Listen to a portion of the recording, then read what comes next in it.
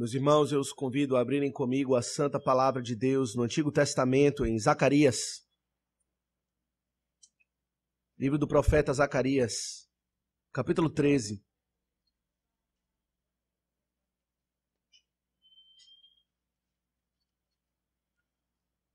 Penúltimo livro do Antigo Testamento, Zacarias.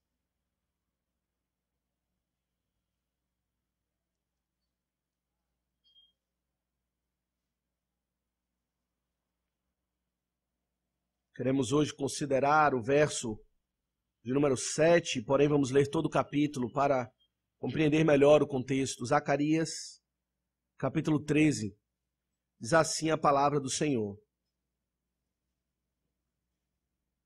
Naquele dia haverá uma fonte aberta para a casa de Davi e para os habitantes de Jerusalém, para remover o pecado e a impureza. Acontecerá naquele dia, diz o Senhor dos Exércitos, que eliminarei da terra os nomes dos ídolos e deles não haverá mais memória. E também removerei da terra os profetas e o espírito imundo. Quando alguém ainda profetizar, seu pai e sua mãe que o geraram, lhe dirão: não viverás, porque tens falado mentiras em nome do Senhor.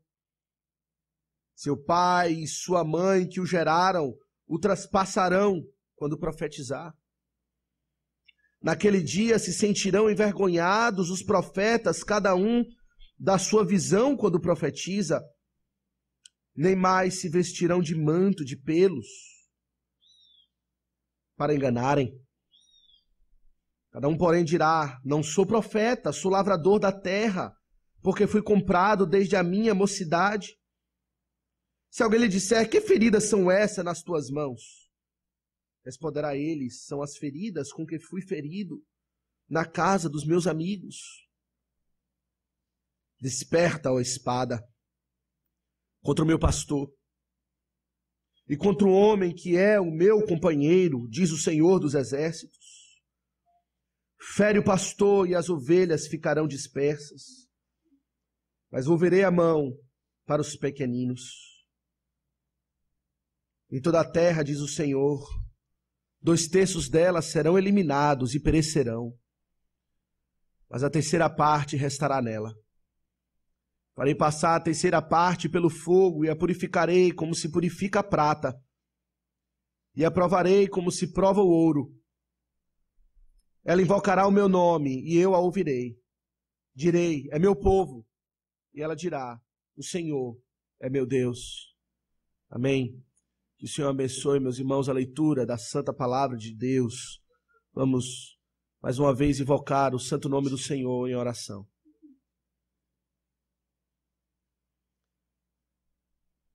Bendito Deus e Pai, mais uma vez nos achegamos à tua santa presença, invocando o teu nome, que é santo.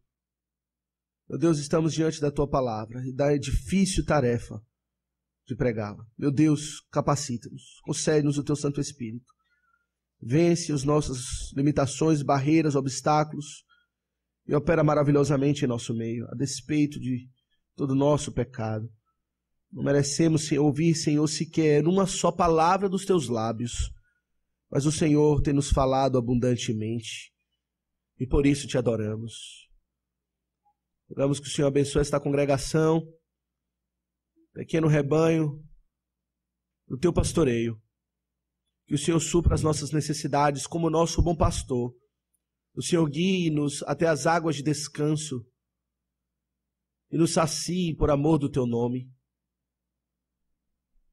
Tua vara e teu cajado nos consolam, ó Deus. Nos consola nessa noite. Apresenta-nos o teu Filho no seu ofício profético e possamos nele encontrar o descanso, a certeza que estamos trilhando o caminho verdadeiro, o caminho de paz, o único caminho que leva ao Senhor. Caminho esse que abre uma fonte a jorrar, uma fonte aberta para limpar os habitantes de Jerusalém do pecado e da impureza. Meu Deus, carecemos do Senhor. Assim te suplicamos que nos abençoe, pela tua muita bondade. Em nome de Jesus é que te oramos. Amém. Meus irmãos, tratando com um grupo antagonista que queria trazer controvérsias para o Senhor Jesus, o Senhor Jesus instruiu claramente, dizendo que as Escrituras é que são o caminho da verdade. De forma mais específica, o Senhor diz que as Escrituras são aquilo, ou é aquilo que fala a respeito dele mesmo. Em João 5,39 ele disse: examinai as Escrituras, porque julgais ter nelas a vida eterna, e são elas mesmas que testificam de mim. As Escrituras, a palavra de Deus, testifica a respeito do Senhor Jesus, com toda clareza. Nesse mesmo contexto de João 5, quando o Senhor deu fez essa declaração que as Escrituras testificam dele mesmo, ele disse a respeito de Moisés, dizendo: se cresces em Moisés, também crerias em mim, porquanto ele escreveu a meu respeito. Moisés escreveu a respeito de Cristo, as Escrituras testificam a respeito do Salvador. E o que o Senhor Jesus disse a respeito de Moisés, a respeito das Escrituras, certamente é verdade com respeito a Zacarias, a um dos profetas. Na verdade, quando o Senhor Jesus Cristo ressuscitou e estava ali com aqueles dois homens entristecidos, no caminho de Emaús, o Senhor Jesus falou todas as coisas concernentes a Ele mesmo, começando de Moisés e discorrendo por todos os profetas. De Moisés, passando pelos profetas, dos salmos, toda a Escritura fala a respeito do Senhor Jesus Cristo. O apóstolo Pedro, falando a respeito dessa chave hermenêutica, ou melhor, desse princípio de interpretação das Escrituras, para compreender a Bíblia, ele diz que o Espírito de Cristo estava nos profetas do Antigo Testamento, e por meio deles, eles escreveram de antemão, dando testemunho sobre os sofrimentos referentes a Cristo e sobre as glórias que o seguiriam. Os profetas escreveram de antemão, por meio do Espírito, a respeito dos sofrimentos de Cristo e das glórias ou dos benefícios que se seguiriam a esse sofrimento. A Bíblia fala a respeito do Senhor Jesus Cristo. E certamente Zacarias também fala, e fala com grande clareza. De modo que quando lemos toda a Bíblia, e aqui especificamente para nós a profecia de Zacarias, temos que ler com o alerta de Cristo, procurando Cristo em cada página, procurando, assim como os profetas, atentamente encontrar Cristo em cada profecia, em cada mensagem. Se falhamos em encontrar o Messias na palavra profética, perdemos o ponto, perdemos o principal componente que pode dar esperança. Zacarias, como já tivemos a oportunidade de dizer aqui, em algumas exposições que temos feito durante a semana, era o profeta da esperança. O profeta que queria encorajar aquele povo que tinha voltado do cativeiro babilônico e já estava tão desanimado com aquele retorno da reconstrução de Jerusalém por causa das oposições, por causa dos inimigos. Mas então Zacarias, ele comunica algo a respeito de Cristo, a essência da esperança, para encorajar aquele povo, de fato, a continuar servindo ao Senhor. Sem Cristo, estamos sem esperança. Não foi isso que Paulo escreveu, dizendo aos irmãos da igreja de Éfesos? Em Efésios capítulo 2, verso 12, o apóstolo Paulo disse que naquele tempo, isto é, antes da fé, estáveis sem Cristo, separados da comunidade de Israel, estranhos às alianças da promessa, não tendo esperança e sem Deus no mundo. Estar sem Cristo, alheios às promessas, é estar sem esperança e não ter Deus no mundo. E os profetas, meus irmãos, se vão comunicar alguma esperança ao povo que recebeu aquela mensagem originalmente, ou até a nós hoje, se eles vão ensinar algo que vai nos incentivar ou encorajar o nosso coração a ter uma viva e verdadeira esperança, eles hão de falar a respeito de Cristo. E isso é verdade com respeito a Zacarias.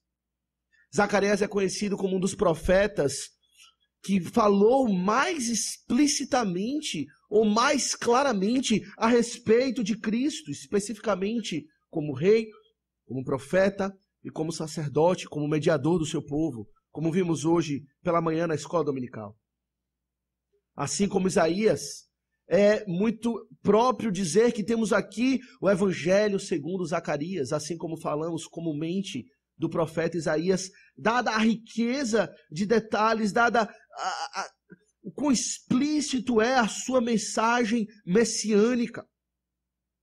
Pois ele fala aqui a respeito do profeta ideal, do rei ideal, do sacerdote ideal. O foco da sua mensagem redentiva é apontar para Cristo como aquele que pode reverter a maldição e assim fomentar ou fazer crescer ou encorajar a esperança no coração daquele povo que já estava vivendo com tão pouca esperança diante dos obstáculos da sua fé, obstáculos para servir a Deus. Olhar para Cristo, meus irmãos, é olhar para o próprio coração de toda a promessa de Deus. Sempre que o Senhor promete algo, Ele promete grandiosamente e gloriosamente. E o coração, a essência de cada uma das promessas de Deus é o próprio Senhor Jesus Cristo. 2 Coríntios 1:20, o apóstolo Paulo disse: porque quantas são as promessas de Deus? Não importa o número das promessas de Deus, quantas elas são, inúmeras quantas são, tantas tem nele, isto é, em Cristo, o sim da promessa, o cumprimento da promessa, em todas elas. Porquanto também por ele é o amém para a glória de Deus, por nosso intermédio. Quando Deus promete, Cristo diz, amém. Quando Deus anuncia salvação, quando Ele anuncia restauração, quando Ele anuncia esperança, Ele é o amém daquela promessa. Ele é aquele que diz que assim seja, faça-se, Senhor, a tua vontade por meu intermédio, como rei, como profeta, como sacerdote, como mediador desse povo. Meus irmãos, queremos hoje considerar então, à luz aqui de Zacarias, Cristo no seu ofício profético. Cristo como profeta do seu povo. Meus irmãos, o ofício profético diz respeito, como falamos brevemente nessa manhã na escola dominical, a revelar a vontade de Deus, especialmente com respeito à salvação. O profeta é aquele que vem da parte de Deus, que teve comunhão com o Senhor, e então recebe uma mensagem e anuncia ao povo a vontade de Deus. Catecismo, breve catecismo, Westminster, que temos como nosso padrão de doutrina, na pergunta 24, explica de que maneira Cristo exerce a sua função de profeta, e a resposta é o seguinte: Cristo exerce a função ou as funções de profeta, de que maneira? Primeiro, revelando-nos pela sua palavra e pelo seu Espírito a vontade de Deus para a nossa salvação. Cristo exerce as funções de profeta, revelando-nos pela palavra e pelo Espírito a vontade de Deus para a nossa salvação.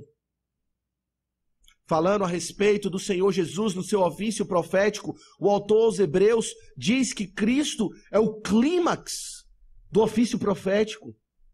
Ele é o ápice da revelação de Deus. Em Hebreus 1, verso 2, 1 e 2, nós lemos o seguinte: havendo Deus outrora falado, muitas vezes, de muitas maneiras, aos pais pelos profetas, nestes últimos dias, nos falou pelo Filho, a quem constituiu herdeiro de todas as coisas, pelo qual também fez o universo. Cristo é o clímax da revelação do Pai. De modo que o resumo da mensagem de esperança está naquele que é chamado Verbo de Deus, a Palavra de Deus. É Ele que nos revela a promessa e garante o sim e o amém, o cumprimento de todas as promessas de Deus. E o melhor do que tudo, Cristo é o profeta ideal. Ele não é meramente mais um profeta, mas um daqueles tantos que foram enviados da parte de Deus para comunicar a sua verdade, mas ele é o profeta ideal, e é isso que Zacarias tem a nos dizer. Ele é o profeta ideal porque ele é o perfeito representante de Deus. Ele é o próprio Deus. Ele fala com autoridade divina da parte de Deus. Quem melhor do que o próprio Filho de Deus para representar a Deus? Quem melhor do que aquele que é dito a respeito dele nos evangelhos, que conhece a vontade do Pai, conhece as coisas do Pai como ninguém conhece? Quem melhor do que ele para representar Deus para nós, para comunicar a vontade de Deus para nós? Cristo, meus irmãos, certamente é o profeta ideal, porque Cristo é Deus. Em comparação aos profetas do Antigo Testamento, Cristo, de fato, ele exerce essa função com primazia. Porque todos os profetas do Antigo Testamento, em comparação com Cristo, eles não comunicavam perfeitamente o próprio Deus. Eles eram uma representação imperfeita da mensagem de Deus. Neles, na sua própria pessoa, na sua essência. Porém, Cristo, ele é chamado o resplendor da glória e a expressão exata do seu ser. Pensa em Jonas, conhecido como o profeta fujão. A sua mensagem sim era fiel porque Deus lhe deu a mensagem, mas o seu coração certamente estava longe de ser aquilo que chamamos de a expressão exata do ser de Deus. Mas Cristo é inteiramente, não só na sua palavra, mas na sua essência, quem ele mesmo é, a expressão exata do ser de Deus. Em Colossenses, Paulo diz que ele é a imagem do Deus invisível. Nele habita corporalmente toda a plenitude da divindade. Cristo não é um mero reflexo de Deus. Não é uma mera representação de Deus, mas ele é a própria manifestação de Deus. Ele é Deus encarnado. Logo, ele é o profeta ideal. É Deus mesmo falando com o seu povo. Em Cristo, o Deus invisível se manifesta. Aquele que habita em luz inacessível, que homem algum jamais penetrou, se revelou, se manifestou, não só a si mesmo, como a sua própria vontade, visivelmente, e podemos ouvir a sua voz. E ele se manifestou cheio de graça e de verdade. Ele fala a verdade, porque ele vem da parte de Deus. De modo que um componente importante do ofício profético na pessoa de Cristo é compreender duas coisas. É compreender quem ele é e compreender o que ele faz. Compreender, em primeiro lugar, quem ele é e compreender o que ele faz. E são essas duas coisas que queremos considerar à luz dessa passagem, especialmente o verso 7, nessa noite. Meus irmãos, mas antes de considerar o verso 7, precisamos compreender algo do contexto aqui. Zacarias, no capítulo 13, desde o verso 1 até o verso 6, ele faz mais uma daquelas promessas grandiosas de esperança que o profeta da esperança então anuncia para o povo. Logo no verso 1, ele faz uma promessa de perdão de pecados, que haveria naquele dia algo futuro, uma fonte aberta para a casa de Davi. Imagina aquele povo ali, em Jerusalém, pensando que os dias gloriosos de Jerusalém estão no passado, que nada mais glorioso será experimentado do que Salomão experimentou, do que Davi experimentou, desanimados, talvez pensando, aqui é o resto, o resquício do povo de Deus, talvez o fim do povo de Deus, e certamente jamais experimentaremos aquela restauração gloriosa prometida por Jeremias, de que depois de 70 anos do cativeiro, o povo voltaria, experimentaria a glória de Deus. Tinham perdido a esperança. Mas Zacarias fala, não, a casa de Davi, os habitantes de Jerusalém, esta cidade que agora você vê em ruínas, estes habitantes, os que habitam ali, os que habitam na casa de Deus, os que são o meu povo, receberão ou gozarão de uma fonte aberta para jorrar e remover o pecado e a impureza. E o Senhor promete, então, remover os ídolos. Toda a idolatria seria expurgada do meio do seu povo. Ele fala isso no verso 2. E no final do verso 2 até o verso 6, ele faz uma profecia dizendo que o Senhor eliminaria os falsos profetas no meio do povo. Meus irmãos, tinha uma coisa que Israel sofria, e nós também sofremos, é o efeito pernicioso dos falsos profetas. Quando a gente olha para o tempo bíblico, a gente pensa que era só glória, glória, glória. A gente vê os milagres, vê o mar se abrindo e pensa que aquilo acontecia todo dia. Mas o dia a dia, meus irmãos, é que a igreja do Antigo Testamento, o povo de Israel, estava abarrotada de falsos profetas, e o Senhor fala no final do verso 6, eu removerei da terra os profetas, isto é, os falsos profetas, e o espírito imundo. E os próprios profetas, é dito aqui, esses falsos profetas, terão medo de profetizar. Sua própria mãe e pai o entregará como um falso profeta. O seu próprio pai e a sua própria mãe, no final do verso 3, diz que o traspassarão quando profetizar mentiras. Eles mesmos sentirão vergonha de serem falsos profetas. Diz aqui o texto que eles não usarão o manto de pelos para enganarem. Não mais vestirão aquelas roupas impressionantes para se mostrar como profeta e comunicar credibilidade. Eles querem se esconder porque Deus está atrás para matar os falsos profetas, e eles não querem mais serem identificados como falso profeta. Quando alguém disser, você é falso profeta, você é profeta, ele dirá, não, eu não sou profeta, eu sou um lavrador de terra. Essa não é minha ocupação. E vão dizer, mas aqui estão as marcas na sua mão. Essas marcas da mão diz respeito à punição que o Senhor infligiria sobre aqueles falsos profetas. Eles seriam traspassados, eles seriam mutilados pelo seu ofício, pelo exercício do ofício de um falso profeta. E eles dirão, não, essas feridas aqui não tem nada a ver com isso.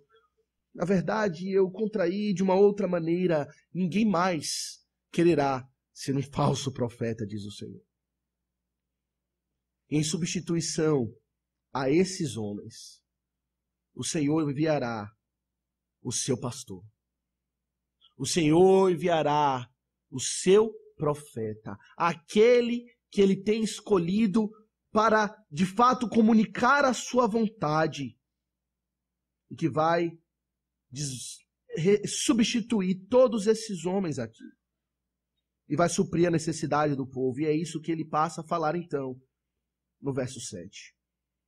Desperta, ó espada, contra o meu pastor, e contra o homem que é o meu companheiro, diz o Senhor dos Exércitos. Fere o pastor, e as ovelhas ficarão dispersas, mas volverei a mão para os pequeninos.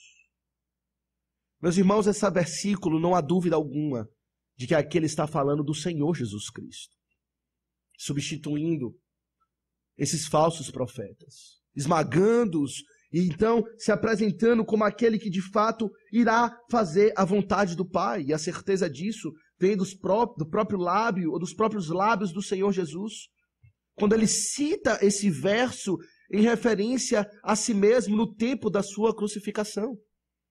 Em Mateus 26, verso 31, nós temos essa citação. Jesus disse aos seus discípulos: esta noite todos vós vos escandalizareis comigo, porque está escrito: ferirei o pastor, e as ovelhas do rebanho ficarão dispersas. O Senhor Jesus mesmo claramente se identifica como esse pastor aqui prometido, que irá suprir a necessidade que aqueles falsos profetas de fato não providenciaram. E o que é dito a respeito dele? O que é dito a respeito da identidade desse profeta semelhante a Moisés, que foi prometido, que surgiu para de fato suprir a necessidade do povo? Quem é ele? Meus irmãos, há três coisas aqui que são ditas a respeito desse homem. Primeira coisa que é dito aqui é que ele é chamado pelo próprio Deus de meu pastor.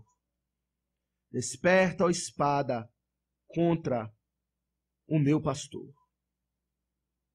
Meus irmãos, para que possamos entender a referência aqui, quando o profeta Zacarias fala de um pastor, precisamos recorrer a revelações anteriores. Isso é um bom princípio de interpretação bíblica. Quando você ler algo, uma revelação mais adiante, usando temas ou palavras-chave, você deve compreender como aquele tema já foi tratado anteriormente em revelações anteriores. Zacarias foi um dos últimos profetas do Antigo Testamento, do período da velha dispensação. Então, quando ele fala a respeito de meu pastor, ele está usando uma expressão já carregada de muito sentido, de muita teologia. E a primeira referência que nós temos a esse pastor vem lá do Gênesis. Em Gênesis 49, verso 24, o próprio Deus se identifica como um pastor. Gênesis 49, verso 24, nós lemos o seguinte: o seu arco, porém, permanece firme, e os seus braços são feitos ativos pelas mãos do poderoso de Jacó. Quem é esse? Sim, pelo pastor, o poderoso de Jacó, o pastor e a pedra de Israel. O Senhor mesmo, Jeová, o Deus de Israel, ele se identifica como o pastor, a pedra de Israel. Meus irmãos, esse termo pastor era um termo muito usado no mundo antigo para se referir aos soberanos, aqueles que governavam. Os próprios reis pagãos, eles se chamavam de pastores, eles se reconheciam assim, diz respeito ao seu domínio, ao seu governo. E esse título, então, ele é aplicado ao próprio Cristo, com referência ao seu ofício de rei.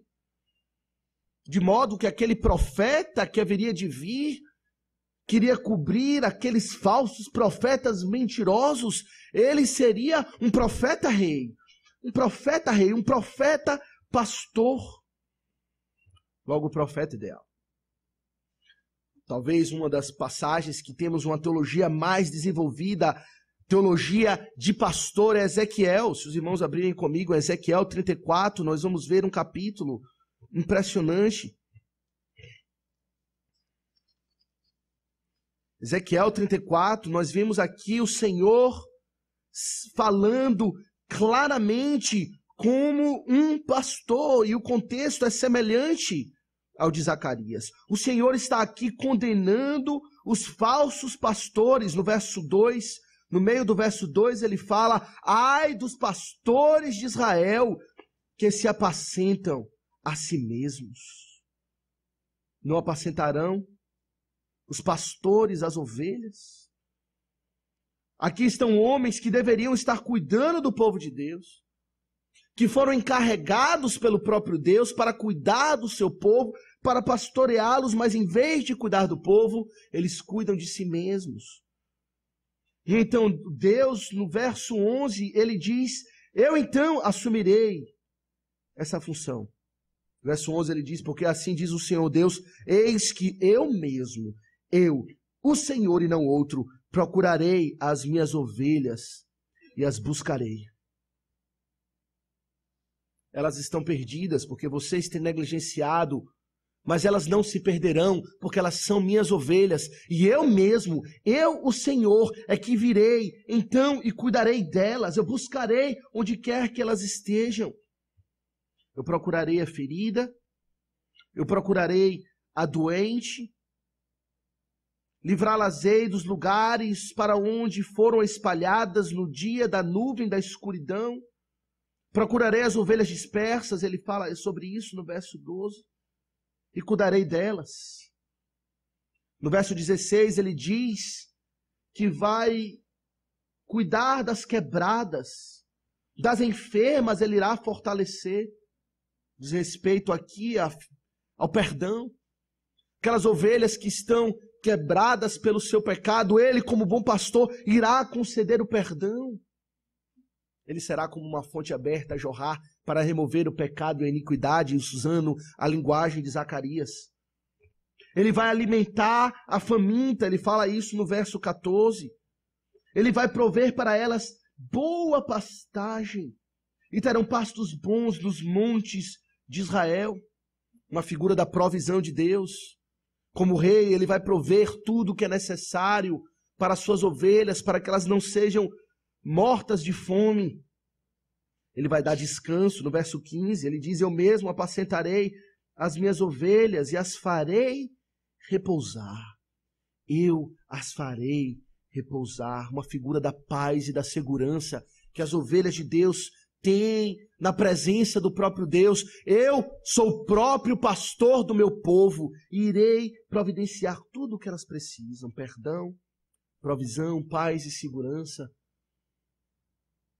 A ovelha desgarrada eu sustentarei.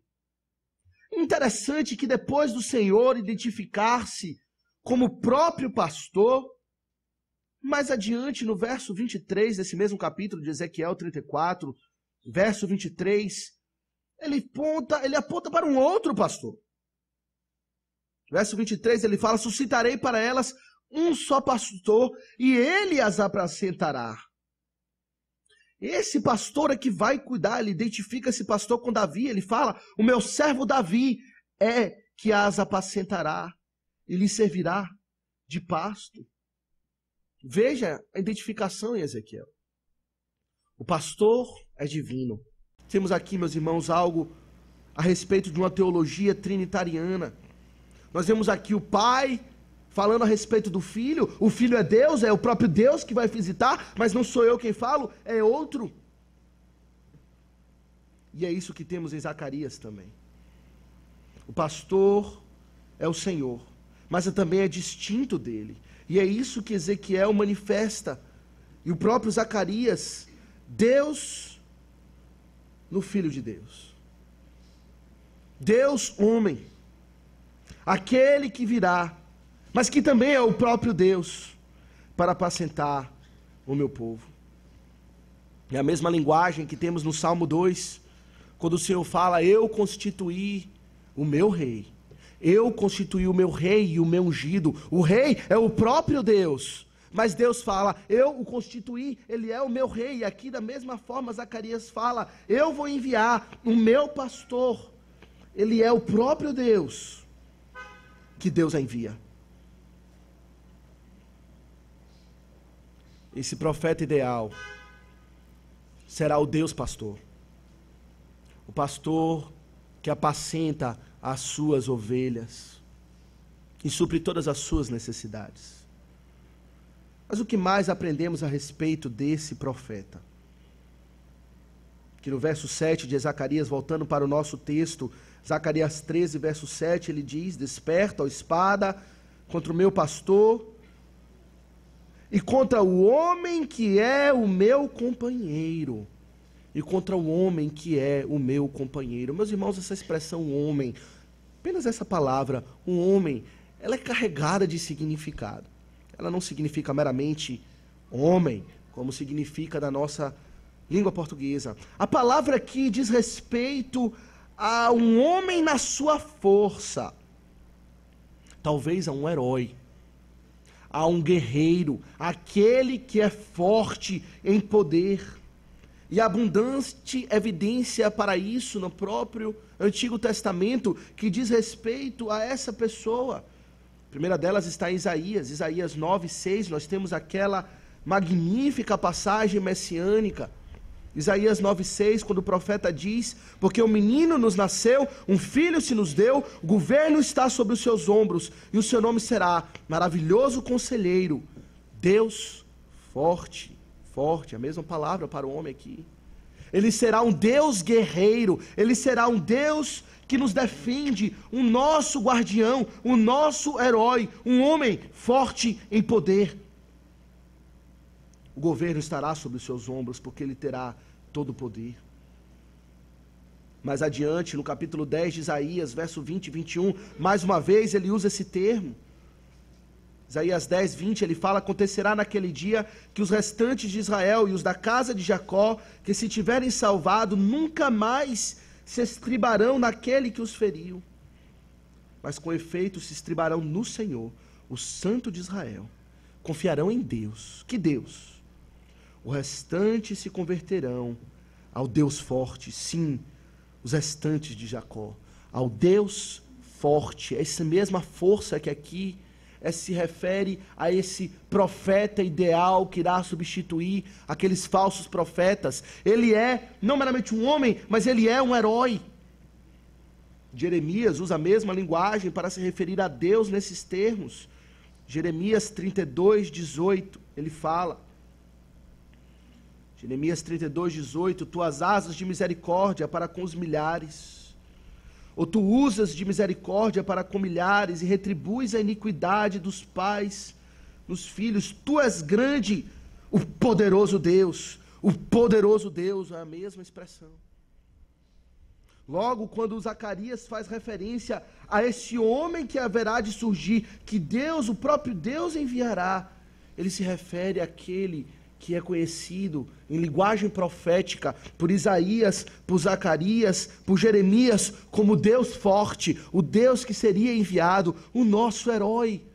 O próprio Moisés já tinha falado disso em Deuteronômio 10, 17. Ele fala: pois o Senhor vosso Deus é o Deus dos deuses e o Senhor dos senhores, Deus grande, poderoso e temível. Deus é poderoso. Logo, meus irmãos, precisamos considerar toda essa revelação para compreender. O salmista canta a respeito desse homem, quando ele fala no Salmo 45, verso 3, Salmo 45, verso 3, ele fala: cinja a espada do teu flanco, herói, herói. Ele chama esse homem de herói. E essa mesma palavra que temos aqui traduzida nessa ocasião por homem. É como se o profeta estivesse dizendo: desperta, ó espada, contra o meu pastor, o meu Deus pastor, e contra o homem, contra o herói divino, Deus forte e poderoso, temível em todas as coisas, aquele que é o Todo-Poderoso.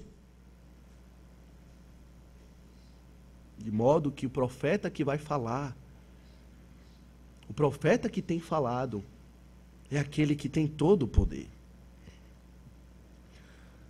Talvez você já tenha recebido uma mensagem importante de alguém que não tem poder nenhum.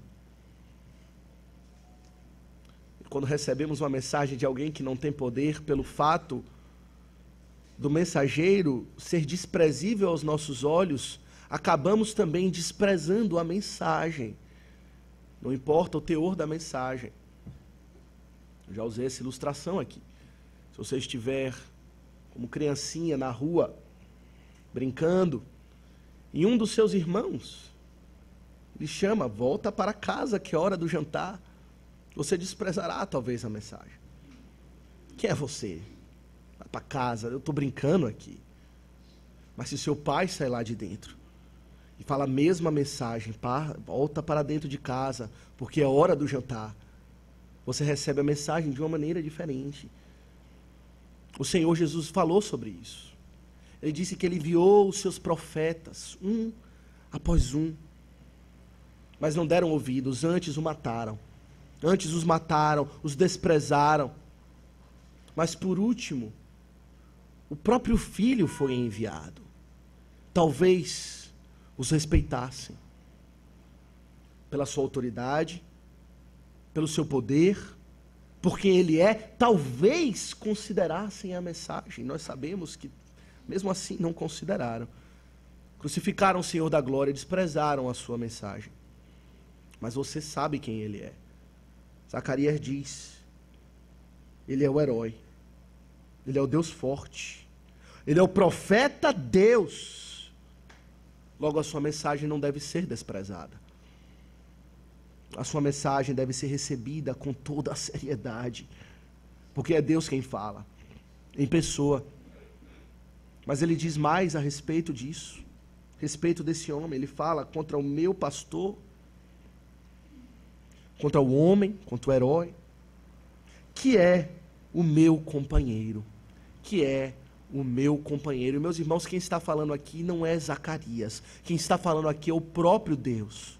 O Senhor diz que esse profeta ideal, que ele envia da sua parte, será um Deus pastor, será um Deus herói, e será aquele que ele chama de meu companheiro. Meus irmãos, essa é uma palavra que diz respeito a muita proximidade e intimidade. Ela é muito usada em Levíticos, a palavra aqui traduzida para companheiro, geralmente com o sentido de vizinho.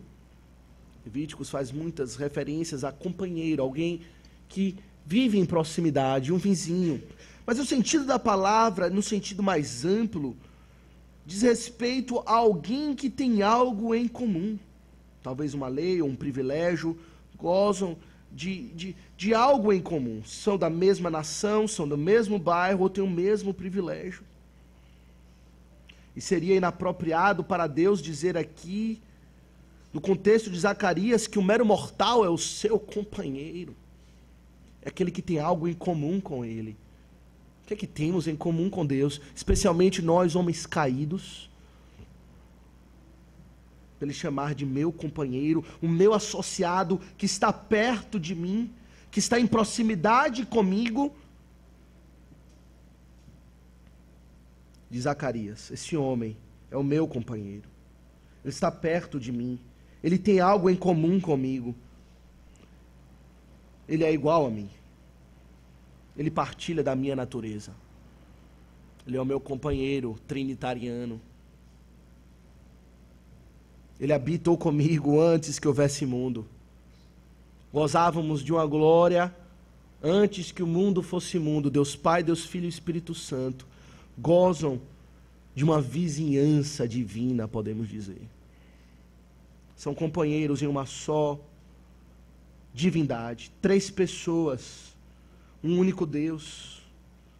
De modo, meus irmãos, que a conclusão, a mensagem de Zacarias é simples.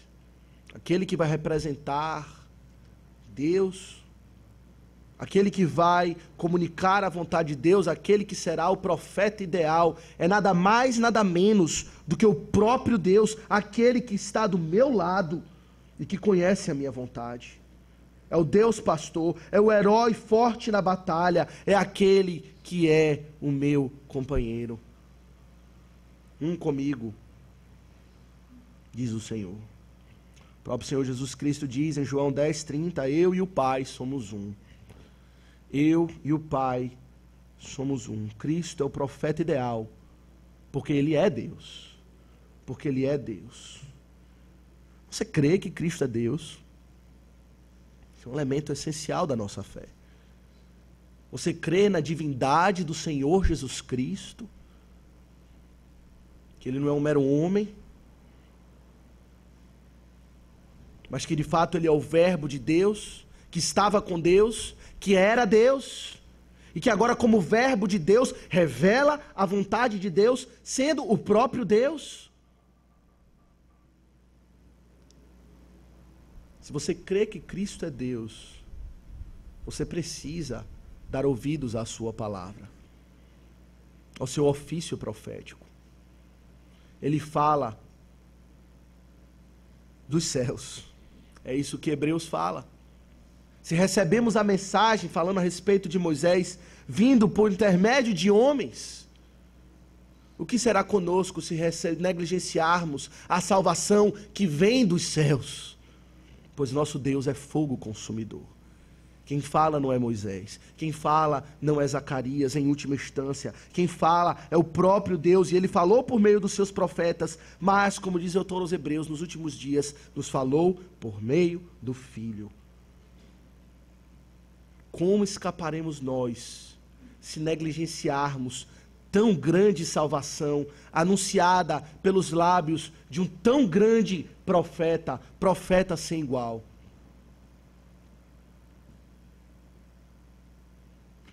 Mas Zacarias aponta aqui, meus irmãos, não apenas para quem ele é, mas também para o que ele iria fazer. Não só para o mensageiro, mas ele aponta para a própria mensagem. A própria mensagem que aquele profeta haveria de incorporar na sua própria pessoa. E ele diz isso aqui no verso 7.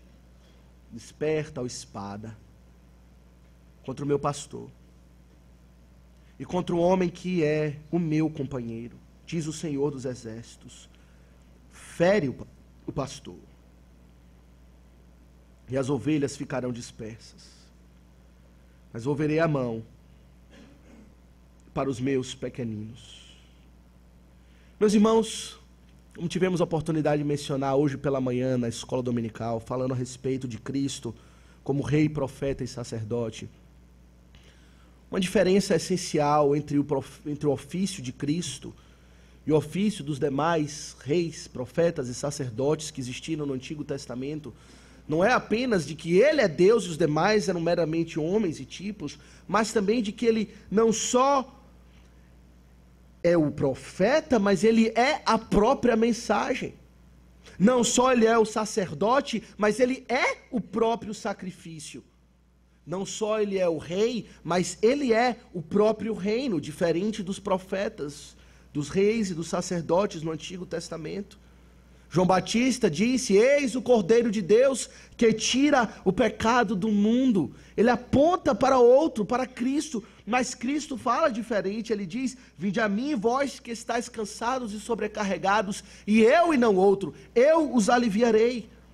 Como profeta ele fala: eu sou o caminho, eu sou a verdade, eu sou a vida, e ninguém vem ao Pai senão por mim. Ele é o profeta e ele é a mensagem.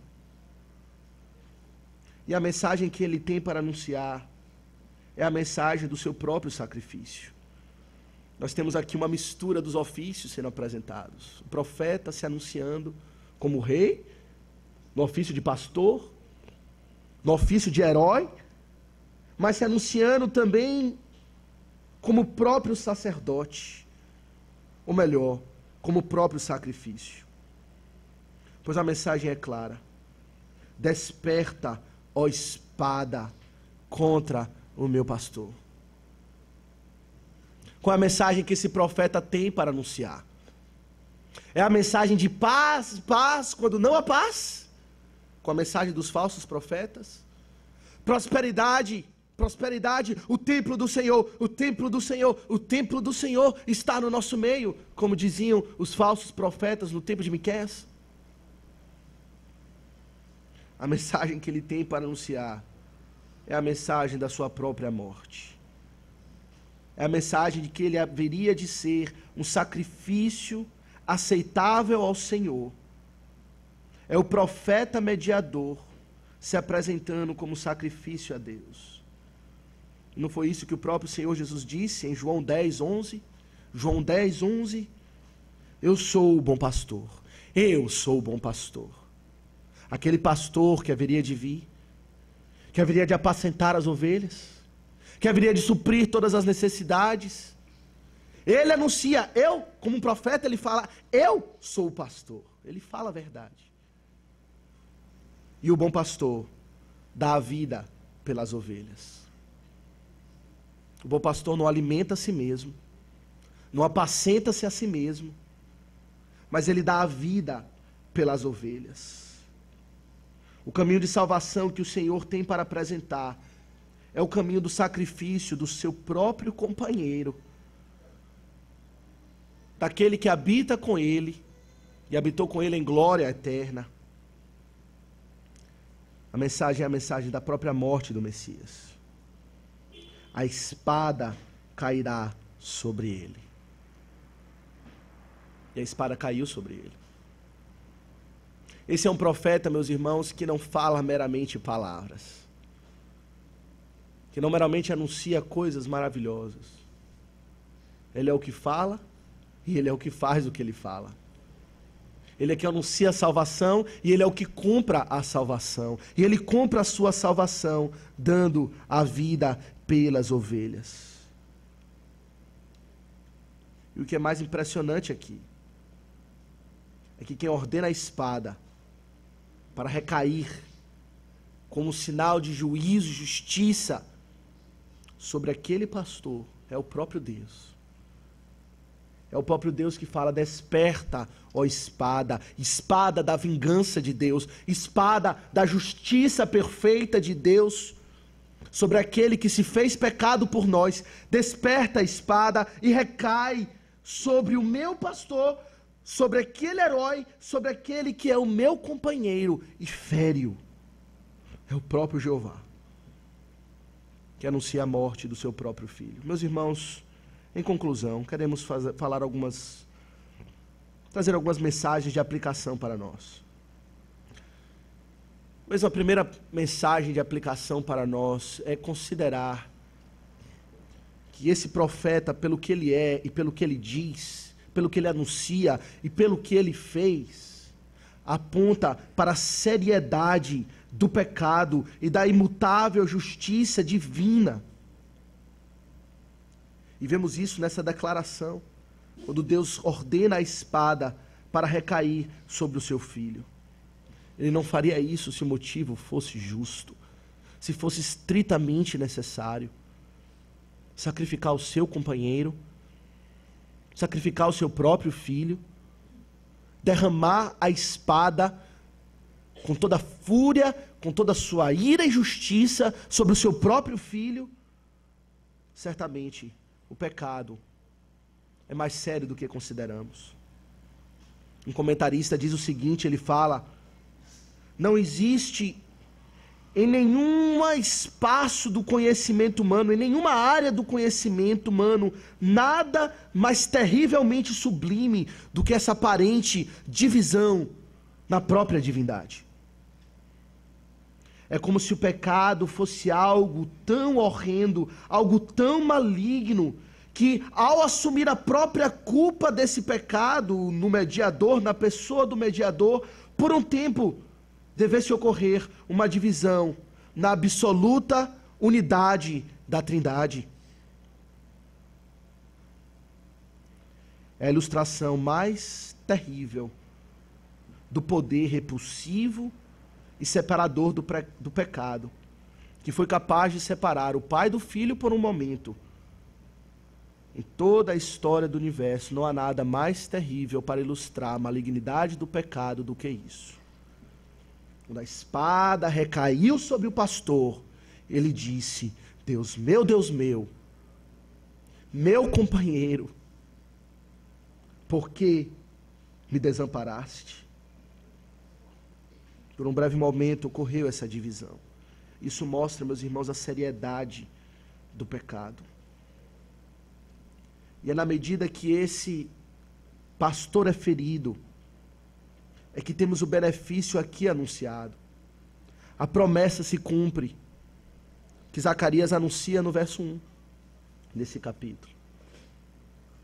Naquele dia haverá uma fonte aberta para a casa de Davi e para os habitantes de Jerusalém, para remover o pecado e a impureza. Ferir o pastor, benefícios salvíficos fluem dele. uma fonte aberta a jorrar, para remover pecado e para remover a impureza. O pecado é terrível, meus irmãos. O pecado que cometemos todos os dias. O pecado que muitas vezes nós brincamos e sequer consideramos a sua culpa, o seu perigo e a sua maldade. O pecado é terrível.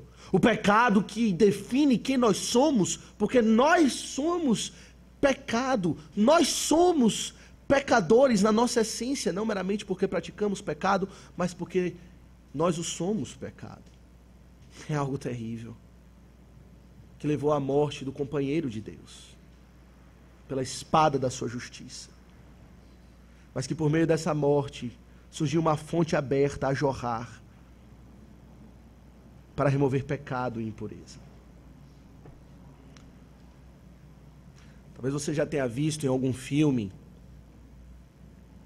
uma luta, uma cena de luta, é bem comum, é uma cena relativamente clichê nos filmes, uma cena de luta entre um que não tem compaixão e um que tem compaixão. E a cena geralmente se esquenta e por um momento você pensa que aquele que tem compaixão será ferido e de repente ele revira a luta e ele pega a espada e no momento onde ele vai fazer a espada descer, ao invés de cortá-lo todo, ele lança a espada pelo chão ou bate no chão ou de alguma maneira poupa a vida daquele seu adversário. Se você tem lutado com Deus na arena da fé e do arrependimento, você sendo mal, e Deus o misericordioso, quando a espada recair, ele não recairá sobre você. Também, tampouco recairá no chão, mas recairá sobre o seu filho. E dele jorrará bênçãos para você. Uma fonte aberta para remover pecado e impureza. Eu sou o bom pastor, diz o Senhor, e o bom pastor dá a vida pelas ovelhas. Lute com Deus na arena da fé e do arrependimento. Entre numa batalha de espada contra o próprio Deus, pela fé e pelo arrependimento. E embora ele seja o herói, e embora ele seja o Deus forte e poderoso, prevaleceremos na batalha se o fizermos com fé e arrependimento, e a espada recairá sobre o seu filho. E teremos uma fonte para nos limpar de todo o pecado, uma fonte representando que os recursos são inesgotáveis, não é um mero pote, não é um mero copo, não é uma mera vasilha de água, é uma fonte de água, e é uma fonte aberta, simbolizando a sua disponibilidade para todos aqueles que desejam vir até Ele e receber os benefícios da sua própria morte. É nos dito em João 7, verso 37, que o Senhor Jesus, no grande dia da festa em Jerusalém, levantou-se diante de todos e exclamou: se alguém tem sede, venha a mim e beba. Quem crer em mim, como diz a Escritura, do seu interior fluirão rios de água viva. Ele jorrou o sangue, dando a sua vida, para que aqueles que confiam no seu sangue pudessem jorrar vida eterna, pudessem jorrar do próprio Espírito Santo, que fluiria em nós e por meio de nós, como uma fonte a jorrar para a vida eterna. Ele anuncia a perfeita mensagem, porque Ele é o perfeito Deus. E Ele anuncia a mensagem de perdão e restauração. Quem deu ouvidos à nossa mensagem, exclamou o profeta Isaías, em Isaías 53. Quem foi que prestou atenção? Quem foi que sequer considerou o que temos a falar? Quem creu em nossa pregação, diz Isaías. Hoje o profeta continua a falar e a pregar a mesma mensagem. Ele o faz por meio da sua palavra que ele deixou para nós. E a mensagem é a mesma, de salvação, por meio da sua morte. Qual é o preço de uma ovelha, meus irmãos? Que o bom pastor tem que pagar. O preço de uma ovelha é o sangue do pastor. Venha até Cristo. E todos os seus pecados, as mais vis transgressões, como diz o salmista, poderão ser removidas, lavadas e limpadas. Que o Senhor nos abençoe, nos conceda fé, seriedade, e que possamos de fato crer na mensagem desse profeta ideal, o nosso Salvador Jesus Cristo. Que o Senhor nos abençoe. Amém. Meus irmãos, vamos ficar de pé.